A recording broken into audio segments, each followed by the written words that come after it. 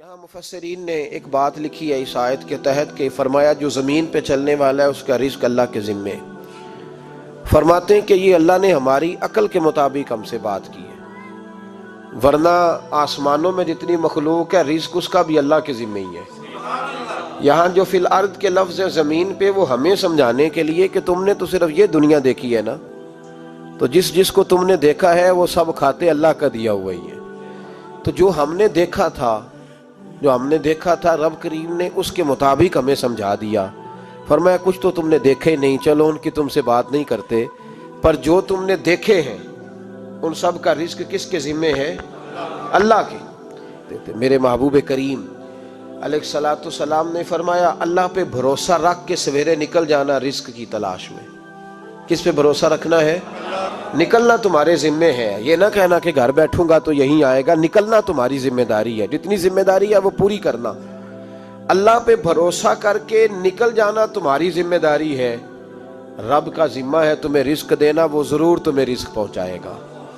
یا رسول اللہ صلی اللہ علیہ وسلم کس طرح پہنچے گا؟ تو ذرا حضور کے لفظوں کا حسن بھی دیکھیے.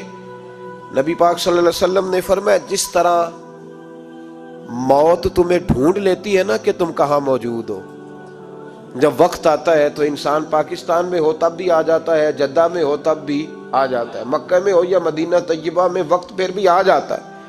فرمایا جس طرح موت تم جہاں بھی ہو تم تک پہنچ جاتی ہے نا، اس طرح تمہارا رزق بھی تم جہاں موجود ہوتے ہو اللہ وہاں پہنچا دیتا ہے. تو یا رسول اللہ صلی اللہ علیہ وسلم کس انداز میں؟ تو فرمایا نکل جانا تمہاری ذمہ داری ہے. فرمایا سویرے پرندے بھی نکل جاتے ہیں اور شام کو جب لوٹتے ہیں تو اللہ انہیں پیٹ بھر کے روزی عطا فرماتا ہے. حالانکہ ان کو نہیں پتا ہوتا ہمارا کارخانہ کہاں ہے، ہم نے کہاں جا کے مزدوری کرنی ہے. ان کو نہیں پتا ہوتا کہ ہمارا دفتر کہاں ہے، ہم نے کس آفس میں بیٹھنا ہے. ان کو نہیں پتا ہوتا کہ ہم نے کہاں جا کے مال خریدنا ہے اور کہاں سے ہم نے پھر اس کو دوبارہ بیچنا ہے. انہیں خبر نہیں ہوتی. اللہ پہ بھروسہ کر کے نکل جاتے ہیں. نکلنا تو تیرے ذمے ہے کہ نہیں؟ فرمایا وہ تو ڈیوٹی کر، شام کو اللہ جو رب پرندوں کو روزی دیتا ہے وہ تجھے بھی عطا فرمائے گا. تو جس حال میں ہے، چونکہ تو نے اپنا یہ حال خود نہیں بنایا، جس نے بنایا ہے وہ بڑا بہتر جانتا تھا کہ تو اسی حال میں اسے اچھا لگتا ہے. تو اسے اسی حال میں، ایک بزرگ تھے تو ان کی طبیعت بڑی علیل ہوگی، بیمار ہو گئے تو اللہ نے آزمائش دی تو کیڑے پڑ گئے وجود میں. ایک کیڑا یہاں سے کھا رہا تھا، اللہ والے بڑے راضی رہتے ہیں اس کی رضا پہ. تو کیڑا یہاں کھا رہا تھا تو نیچے گر گیا تو بابا جی نے اٹھا کے پھر وہاں رکھ لیا. کہنے لگے جب اس نے تیری ڈیوٹی مجھے کھانے کی لگائی ہے تو میں اس بات پہ راضی ہوں تو نیچے کیوں گرتا ہے؟ بس ٹھیک ہے کھا، جب اس نے تجھے ڈیوٹی جو تیری لگائی ہے.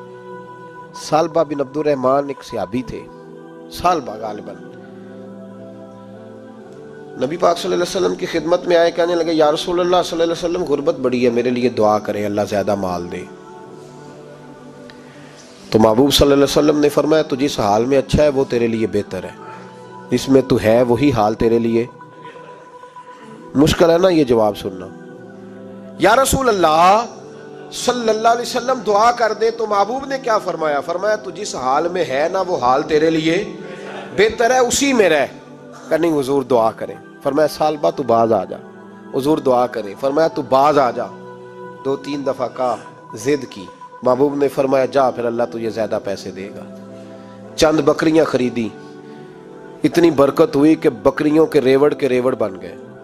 پھر کچھ بکریاں بیچ کے گائے خرید لی، ان کے بھی ریوڑ ہو گئے. پھر کچھ اونٹنیاں لے لی، ریوڑ ہی ریوڑ. پہلے 5 وقت مسجد میں آتے تھے، اب فجر اور عشاء رہ گئی. پھر مال زیادہ ہوا تو مدینے شہر میں کوئی جگہ ہی نہیں، مدینے سے باہر حویلی خریدی. پھر جمعہ ہی رہ گیا، جمعے کے جمعے آتے. زکوٰۃ کا حکم آیا. میرے نبی کریم علیہ السلام نے حضرت ابو ہریرہ کو بھیجا. فرمایا جا اسے کہہ تیری زکوٰۃ بنتی ہے 2.5%.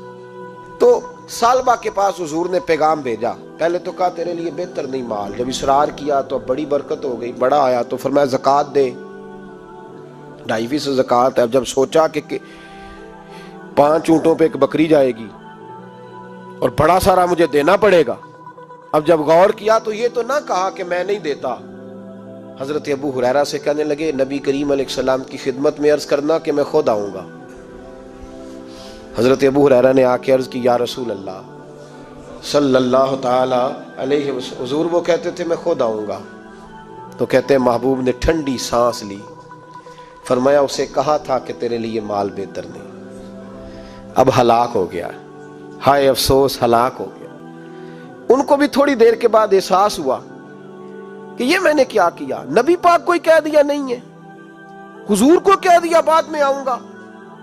اب دوڑے آئے، عرض کی حضور میں سارا کچھ لے کے آیا ہوں، قبول کر لیں۔ محبوب نے فرمایا گویا بلال حبشی کی خشک کھجور بھی قبول ہے، اور صہیب رومی ایک اٹی بان کی لائے تو وہ بھی قبول ہے، اور عمار بن یاسر اور مصعب بن عمیر اگر 2 دینار دے جائیں اور کوئی پرانا جوڑا کسی سپاہی کے لیے چھوڑ جائے تو وہ بھی قبول ہے، لیکن تو اپنا لاکھوں لے کے چلا جا، تیرا کوئی نہیں قبول، معاف کر دیں۔ فرمایا جا معاف کیا، پر پیسے لے کے نہ آنا۔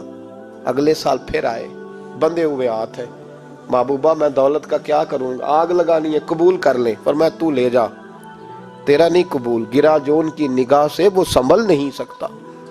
حضور نے وصال ظاہری کیا تو جناب صدیق اکبر کے پاس آئے، لاکھوں کا مال، ابو بکر قبول کر لو، تو جناب صدیق اکبر کہنے لگے اس کا کر لوں جس کا نبی نے نہیں کیا، چل جا کوئی نہیں چاہیے۔ حضرت عمر کے زمانے میں قحط پڑ گیا، بارشیں نہیں ہوتی، غلہ نہیں ملتا، حالات خراب ہیں، مالی طور پہ بحران آ گیا، غربتیں، مجبوریاں، تکلیفیں، آ کے روئے عمر میرا قبول کر لو، مجھے معافی تو مل گئی تھی نا۔ فرمایا معافی اپنی جگہ پہ، پر جس کا مصطفیٰ نے قبول نہیں کیا۔ بہت سارے لوگوں کو پتہ ہی نہیں کہ ان کا قبول ہی نہیں ہوا، اور وہ الجھے ہوئے، انہیں خبر ہی نہیں کہ اصل بات کیا ہے۔ فرمایا جس کا مصطفیٰ کریم نے قبول نہیں کیا، اب ہیرے اور جواہرات بھی لے کے آئے تو بھوکے مریں گے، پر اس کا قبول، اس بات پہ راضی رہو جس حال میں اللہ نے رکھا ہوا ہے، اس حال میں راضی رہو۔ یہ جو مصیبت ہے نا دیکھنی کہ وہ بھی میرے پاس، تمہیں کیا پتا، کبھی پوچھ تو صحیح اس سے وہ کس مصیبت کا شکار ہے، جو مالی طور پہ بڑا امیر ہے، تو اس کی طرف دیکھ کے اپنا دل برا کرتا ہے۔ بس جس حال میں رب نے رکھا ہے اس حال میں رہ۔ حضرت عثمان غنی کے زمانے میں تو وہ وصال کر گئے، لیکن بھائی تو جس حال میں تیرا رب تجھے رکھتا ہے اس حال میں رہ، تیری مالی پریشانیاں ختم ہو جائیں گی۔ امام شافعی فرماتے ہیں جن گھروں میں لوگ فجر کی نماز کے وقت سوئے ہوتے ہیں ان گھروں میں رزق نہیں آتا۔ آپ فرماتے ہیں فجر کا وقت اللہ کے دینے کا وقت ہے، اس وقت اللہ بانٹتا ہے۔ حضور صلی اللہ علیہ وسلم کا فرمان ہے نا حدیث میں کہ تہجد کے وقت اللہ پہلے آسمان پہ نزول اجلال فرماتا ہے جو اس کی شان کے لائق ہے تہجد کے وقت، اور وہ کہتا ہے مانگو میں تمہیں عطا کروں گا۔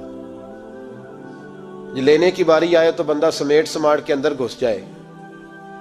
ہمارے ہاں یہ ہوتا ہے کہ عشاء کے بعد بچے بیٹھتے ہیں موبائل لے کے، تہجد کا وقت آتا ہے تو ان کی آنکھیں بند ہونی شروع ہوتی ہیں، تو لینے کے وقت تو سویا تھا، تیرا مسئلہ کیسے حل ہوگا؟ بھائی جب کوئی آدمی خیرات بانٹ رہا ہو تو جو پیالہ پیچھے کر لے اسے ملے گا؟ کہتے ہیں اس وقت آنا جب میں بانٹ رہا تھا، اب تو کدھر آ گیا ہے؟ مثال دے رہا ہوں۔ تو فجر کا وقت مانگنے کا ہے، تو ساری رات تو گزر گئی گیمیں کھیلتے، ٹی وی دیکھتے، اور جو لینے کا وقت تھا تو سو گیا، تو کیسے آئے گا تیرے پاس؟ تو اٹھے سویرے، بندوں سے مانگ کے دیکھ لیا، بڑی عزتیں خراب ہوئی، فجر کا وقت اٹھ کے جھولی پھیلائیں۔ میرے رسول پاک علیہ السلام فرماتے ہیں، رب فرماتے ہیں جب بندے میرے آگے جھولی پھیلاتے ہیں مجھے شرم آتی ہے، کیسے خالی واپس کر دوں؟ تو اس کے سامنے جھولی پھیلائیں سویرے اٹھ کے، رزق میں برکت ہوگی۔ اور پھر ایک اور بات، 5ویں بات، رزق میں تنگی اس وقت ہوتی ہے جب ہم مال غلط جگہ پہ خرچ کرتے ہیں۔ اللہ مال دیتا ہے اپنے فضل سے، اور جب ہم اسے ضائع کریں، مثال دیتا ہوں، میرے پاس ایک شخص نے آ کے کہا حضرت جی بچی کی شادی ہے، یا میرا گھر میں کوئی بیمار ہے، یا بڑی آزمائش ہے، 10,000 کی ضرورت ہے، میں نے تھما دیا اس کو، پھر مجھے بعد میں پتا چلا کہ وہ تو عیاشی کر رہا ہے پیسوں سے، وہ تو چلا گیا کہیں گھومنے اور فلاں ہوٹل میں، مہنگے ہوٹل میں بیٹھ کے کھانا کھا لیا، تو میرے دل پہ کیا گزرے گی اس شخص کے بارے میں؟ بلا مثال و بلا تشبیہ سمجھانے کے لیے اللہ نے مال دیا فضل سے، اور اگر عیاشیوں میں لگا دیا۔ صوفیاء فرماتے ہیں کہ اگر ایک دھیلا تو حرام جگہ پہ خرچ کرے نا، ایک دھیلا، تو 1,00,000 دینار کی برکت تیرے گھر سے اٹھ جاتی ہے، ایک دھیلا حرام جگہ پہ۔ قرآن مجید کی آیت پڑھتا ہوں، رب فرماتا ہے وَمَنْ أَعْرَضَ عَنْ ذِكْرِي فَإِنَّ لَهُ مَعِيشَةً ضَنْكًا، بڑی سخت آیت ہے۔ وَمَنْ أَعْرَضَ عَنْ ذِكْرِي، فرمایا جب تو میرے تذکرے سے، میرے ذکر سے منہ پھیر لیتا ہے، فَإِنَّ لَهُ مَعِيشَةً ضَنْكًا، تو میں تیری معیشت کو، تیرے رزق کو تنگ کر دیتا ہوں، پھر تیری زندگانی تنگ ہوتی۔ اور جس کی زندگی اللہ تنگ کرے اس کی کوئی کھول سکتا ہے؟ کہتا ہے بڑی جگہوں پہ گیا ہوں، بڑی پھوکے مروائی، بڑے دم کرائے، حالات صحیح نہیں ہوتے، تو مسجد آ کے توبہ کر۔ وہ کہہ رہا فَإِنَّ لَهُ مَعِيشَةً ضَنْكًا، اعلان ہے قرآن پاک کا کہ جب تو میرے ذکر سے منہ پھیرے گا، روٹی میری کھائے اور پیسے لے کے عیاشی کرے، مسجد آئی نہ۔ حکم تو یہ ہے کہ جتنی جتنی نعمت بڑھتی جائے سجدے بڑھنے چاہیے، لیکن ہم لوگ سجدے کم کرتے جاتے ہیں، فرض نماز بھی نہیں پڑھتے، پھر رزق تنگ ہوتا ہے، پھر اللہ کے عدل کا نظام چلتا ہے، پھر خرابی ہوتی۔